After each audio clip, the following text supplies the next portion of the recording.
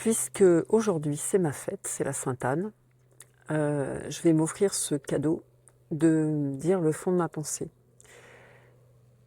J'ai eu environ 300 clients depuis une vingtaine d'années, donc dans la conception de jardin.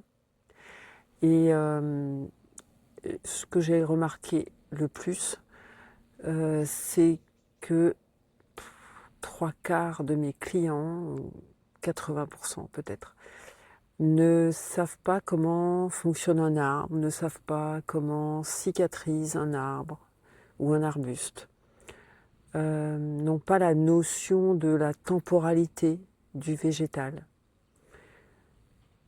Et c'est ce qui fait que les jardins, beaucoup de jardins où j'ai été déjà conçus, avaient 20 ans, 30 ans, et étaient devenus terriblement chronophages en temps, en énergie, en argent à entretenir. Et ça demande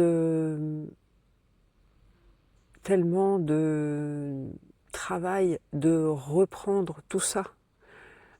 Certains jardins, dans certains jardins, j'aurais presque envie de faire table rase, de tout enlever pour remettre des choses, reproposer des choses qui étaient vraiment en harmonie avec l'espace disponible en fait, avec les différentes orientations, avec l'énergie de chaque espace dans le jardin.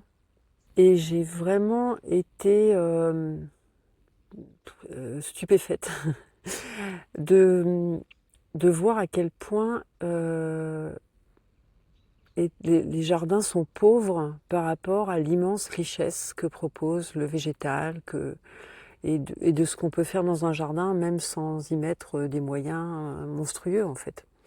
Uniquement par un choix de plantes et un dessin qui soit harmonieux, adapté.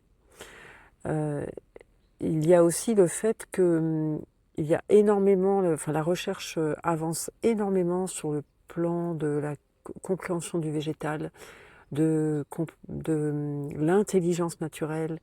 Et en fait, toutes ces connaissances scientifiques n'ont pas l'air d'avoir atteint le milieu professionnel du paysage, ni la plupart des gens qui font appel à moi en tout cas. Et moi j'ai une vision qui est très, très large. J'ai été historienne, géographe, professeur, documentaliste en collège. J'ai cette envie de transmettre. Et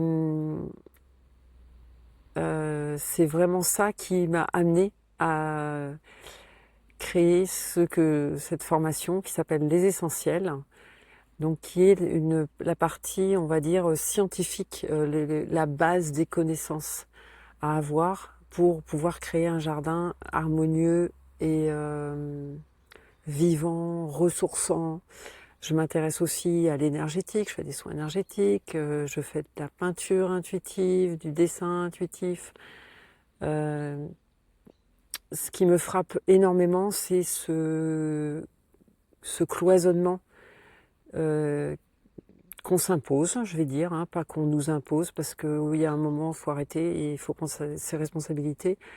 Mais le fait d'accepter toutes les parts de soi permet aussi de les intégrer, d'intégrer notre façon, notre regard, vraiment de le rendre beaucoup plus holistique. Hein, voilà, depuis Léonard de Vinci, alors je ne me compare pas du tout à Léonard de Vinci, hein, mais alors je ne sais plus exactement la date, hein, mais en tout cas, peut-être le début de l'industrialisation.